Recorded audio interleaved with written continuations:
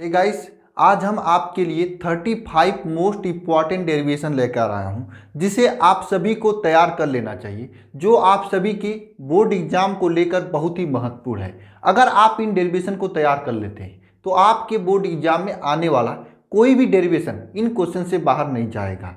अगर आप अच्छे से सभी डेरिवेशन को तैयार कर लेते हैं तो आपके बोर्ड एग्जाम में कम से कम 10 से 15 नंबर तक की तैयारी अपने आप हो जाएगी। साथ में अगर यहाँ से न्यूमेरिकल पूछ दिया तो 20 से 22-25 नंबर तक की आपकी अच्छी तैयारी हो जाएगी। अगर आपको इस क्लास का पीडीएफ चाहिए तो आप मेरे टेलीग्राम चैनल से जुड़ सकते हैं, जिसका लिंक नीचे डिस्क्रिप्शन में दिया गया है। क्लास के होने के 3 से 4 घंटे बाद हम इस क्लास का पीडीएफ टेलीग्राम पर अपलोड कर देता हूं। साथ में आपको अन्य क्लासेज का भी पीडीएफ इजीली टेलीग्राम पर प्राप्त कर सकते हैं और आपको एनसीईआरटी सॉल्यूशन वगैरह भी टेलीग्राम पर इजीली प्राप्त कर सकते हैं। अगर आप नए स्टूडेंट हैं तो आप सभी लोग चैनल को सब्सक्राइब कर देना और प्लेलिस्ट में चले जाना। प्लेलिस्ट में जाकर देखना, वहां पर आपके बोर्ड एग्जाम से रिलेटेड बहुत सारी इंपॉर्टेंट वीडियोज लेक्चर्स पड़ी हुई हैं, सभी को देख लेना, जो आपके बोर्ड एग्जाम में काफ़ी हेल्प करेंगे। तो गाइस देखिए, आज हम 35 मोस्ट इंपॉर्टेंट डेरिवेशन का पार्ट 2 लेकर आए। इससे पहले हम आपको 10 डेरिवेशन दे चुका हूं, आज हम 11 से लेकर 20 तक का दूंगा। आपको इन सभी डेरिवेशन का एक एक डेरिवेशन का हम सलूशन यहाँ पर व्हाइट बोर्ड पर कराऊंगा। पहले डेरिवेशन आपके लिए इसलिए दे रहा हूं कि आप लोग पहले से ये जाने कि आपको पढ़ना क्या है। अगर आप लोग अपने से पढ़ सकते हो तो इन डेरिवेशन को एक बार अपने से, अपने बुक के जरिए या फिर अपने क्लास नोट्स के जरिए या फिर जहां से भी हो, एक बार देख लेना हमारे पढ़ाने से पहले पहले। अगर आप एक बार अपने से देख लोगे, जब मैं दोबारा इन सभी क्वेश्चंस को, एक एक क्वेश्चन को सॉल्व कराऊंगा तो आपको बेहतर समझ में आएगी। यकीन मानना मेरा, एक एक डेरिवेशन आपको हमेशा के लिए याद हो जाएगा। एक बार आप लोग अपने से पढ़ोगे, दोबारा हमारे साथ पढ़ोगे तो आपका अच्छा रिवीजन भी हो जाएगा और याद भी हो जाएगा। हम 2 बातें बताएंगे, 4 बात अपने आप अपने दिमाग में आपके आ जाएगा। तो गाइस चलिए देख लेते हैं एक एक डेरिवेशन को। अगर आप लोग ये जरूर कमेंट बॉक्स में कमेंट करके बताना कि इसमें से कितना डेरिवेशन आपको पहले से आ रहा था और कितना डेरिवेशन आप अभी कर सकते हो सके तो आप लोग सभी डेरिवेशन को सॉल्व करके मेरे टेलीग्राम चैनल पर भेज देना। काफ़ी स्टूडेंट भेजते भी हैं। विकास बिंद नाम के एक स्टूडेंट है, उन्होंने पिछला जब मैं दिया था 1 से 10 तक का डेरिवेशन, जिसका लिंक नीचे डिस्क्रिप्शन में, उसको टेलीग्राम पर सॉल्व करके काफ़ी उसमें से भेजे थे मुझे और सही भेजे थे। ऐसे अगर आप लोग करोगे तो आपका अच्छा प्रैक्टिस हो जाएगा। यकीन मानिए, अगर मेरे साथ जुड़कर आप पढ़ रहे हो तो आपका बहुत ही अच्छा तैयारी हो जाएगा। उसके बाद देखिए, सबसे पहला मैं 11वां डेरिवेशन सबसे पहले आपको बता रहा हूं। क्या डेरिवेशन? 2 समांतर चालकों के बीच लगने वाले सूत्र का स्थापित कीजिए। मैं आपको ये डेरिवेशन कराया था। इसमें क्या होता है कि 2 समांतर इस प्रकार से चालक तार होते हैं, इनके बीच लगने वाले बल को आपको ज्ञात करना होता है। बल का फार्मूला क्या होता है? अगर आपको मालूम है तो नीचे कमेंट बॉक्स में कमेंट कीजिए। F/L इज इक्वल टू क्या होता है?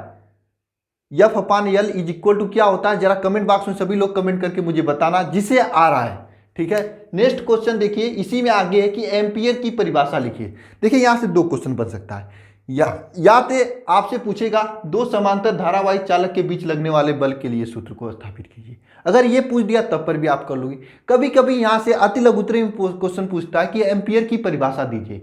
तो आप अगर ये क्वेश्चन तैयार करते हो तो दोनों को एक साथ तैयार करना, और मैं भी आपको दोनों को एक साथ बताया हूँ, तो आपका 2 प्रश्न यहाँ से तैयार हो जाएगा। नेक्स्ट क्वेश्चन देखते हैं। क्वेश्चन नंबर 12 क्या है?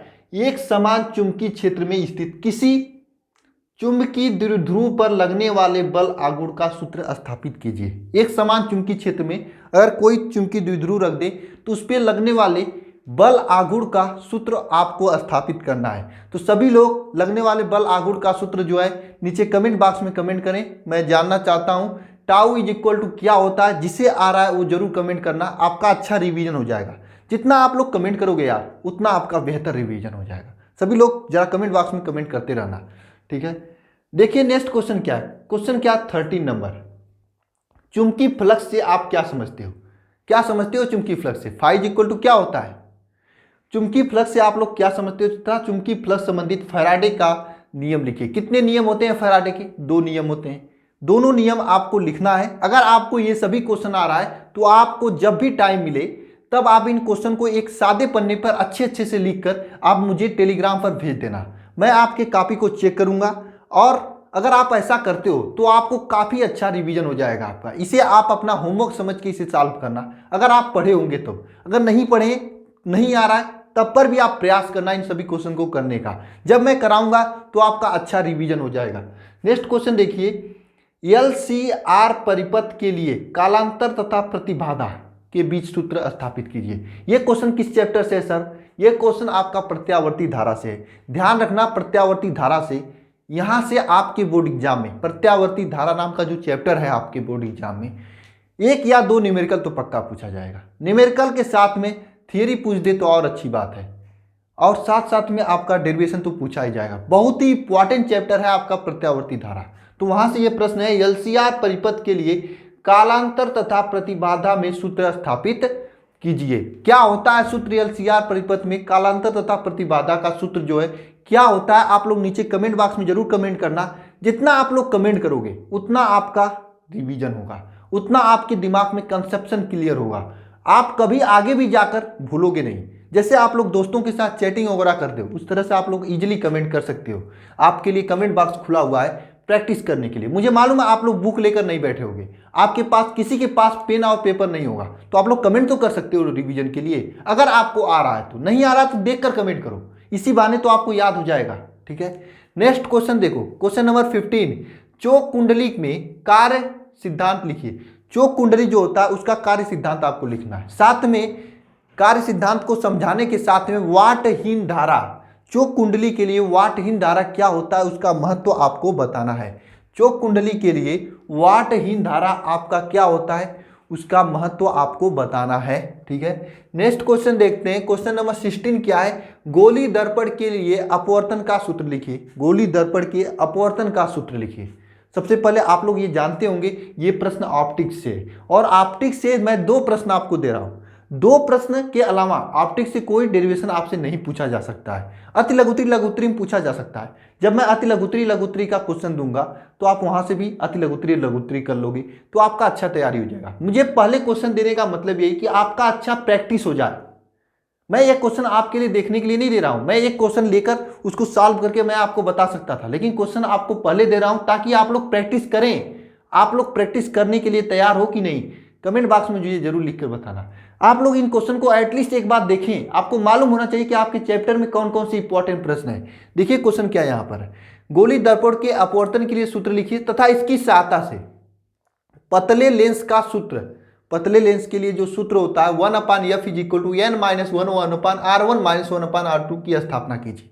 तो आपको गोली दर्पण के अपवर्तन के लिए सूत्र कमेंट बॉक्स में लिख डालो यार आप लोग। ठीक है, गोली दर्पण के अपवर्तन के लिए सूत्र जो है। नेक्स्ट क्वेश्चन देखिए, गोली दर्पण या फिर अवतल गोली दर्पण के अपवर्तन के लिए सूत्र का निगमन। देखिए 2 प्रकार के दर्पण होते हैं, आपको मालूम है, अवतल दर्पण तथा उत्तल दर्पण। तो यहां पर आपको अवतल गोली दर्पण के अपवर्तन के लिए सूत्र का निगमन आपको बताना है। क्या बताना है? अवतल गोली दर्पण के अपवर्तन के लिए सूत्र का निगमन आपको बताना है। अवतल गोली दर्पण के अपवर्तन के लिए सूत्र का निगमन। देखिए अवतल गोली दर्पण के लिए अपवर्तन के लिए सूत्र का निगमन बताना है, उत्तल नहीं। ध्यानपूर्वक समझना, उत्तल भी इंपॉर्टेंट है लेकिन यहां आपको अवतल मैं बता रहा हूं। दोनों में से एक तैयार कर लेना, अवतल तैयार कर लेना। मुझे लगता है कि अवतल ही पूछा जाता है और पूछा जाएगा भी आपसे। ठीक है, तो अवतल गोली दर्पण के अपवर्तन के लिए सूत्र का निगमन। ठीक है, और मैं जल्द ही इन सभी क्वेश्चंस को सॉल्यूशन कराऊंगा। एक दिन में 2-2 3-3 क्वेश्चन को कराऊंगा, 2-4-5 दिन में हो जाएंगे, 10 दिन में अधिकतम जाते जाते। ठीक है, बस आप लोग जुड़कर जैसे मैं बता रहा हूं वैसे पढ़ाई करते रहिए। एक बार आप लोग ट्राई किए रहोगे, एक बार अपने से प्रैक्टिस किए रहोगे तो आपके लिए अच्छा होगा। देखिए क्वेश्चन क्या है, क्वेश्चन नंबर 18, हाइगेंस के द्वितीयक तरंग सिद्धांत के आधार पर अपवर्तन तथा परावर्तन की व्याख्या कीजिए। किसी को याद है जब मैं टॉप 15 क्वेश्चन दे रहा था, कितने स्टूडेंट टॉप 15 क्वेश्चन में प्रेजेंट थे? तो टॉप 15 क्वेश्चन में हम आपको हाइगेंस का द्वितीयक तरंग सिद्धांत बताया था। तो हाइगेंस की द्वितीयक तरंग सिद्धांत सभी को अच्छे से समझाया था वहां पे। तो उसी हाइगेंस की द्वितीयक तरंग सिद्धांत के आधार पर आपको यहाँ पर अपवर्तन तथा परावर्तन की व्याख्या करनी है। बात को समझना आप लोग, हाइगेंस की द्वितीयक तरंग सिद्धांत के आधार पर अपवर्तन तथा परावर्तन की व्याख्या करनी है।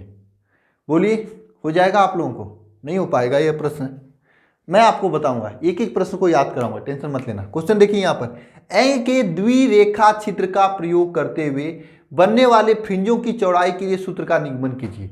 यंग के द्विरेखा छिद्र प्रयोग को किस प्रकार से की जाती है और उसके द्वारा जो बनने वाले फ्रिंज होते हैं उसके चौड़ाई के लिए सूत्र निगमन करना है। यंग के द्विरेखा छिद्र के द्वारा जो आपका के द्वारा जो छिद्र बनता है, द्विरेखा छिद्र प्रयोग में जो फ्रिंज बनता है, फ्रिंज, उस फ्रिंज के चौड़ाई के लिए सूत्र का निगमन करना है। तो वह फ्रिंज के चौड़ाई के लिए सूत्र क्या होता है, आप लोग कमेंट कर डालो नीचे कमेंट बॉक्स में, ठीक है, अगर आपको आ रहा है तो। देखिए लास्ट क्वेश्चन है, विवर्तन प्रतिरूप के लिए केंद्रीय उच्चिष्ट के लिए विवर्तन प्रतिरूप के केंद्रीय उच्चिष्ट के फ्रिंज की चौड़ाई के लिए सूत्र का निगमन। देखिए जब विवर्तन होता है तो आपको मालूम है निम्निष्ट और उच्चिष्ट के रूप में होता है, मैक्सिमा मिनिमा के रूप में होता है, कहीं पर ऐसे ऐसे ऐसे करके होता है, ऐसे ऐसे होता है ना। तो केंद्रीय उच्चिष्ट जो कि सबसे उच्चिष्ट होता है, उसके लिए उसके चौड़ाई के लिए जो फ्रिंज है उसके चौड़ाई के लिए आपको यहाँ पर सूत्र निगमन करना है। ये टॉप 10 क्वेश्चन है आपका, यानी इससे पहले आपको हम 10 क्वेश्चन दे चुके थे, आज 11 से 20 दिए हैं। आप लोगों का इसमें से कितना क्वेश्चन सही से आ रहा था, इसमें से कितने क्वेश्चन का आपको अच्छे से आ रहा था, कितने क्वेश्चन का सही सही आंसर आपको आ रहा था, जरूर कमेंट बॉक्स में कमेंट करके मुझे बताना।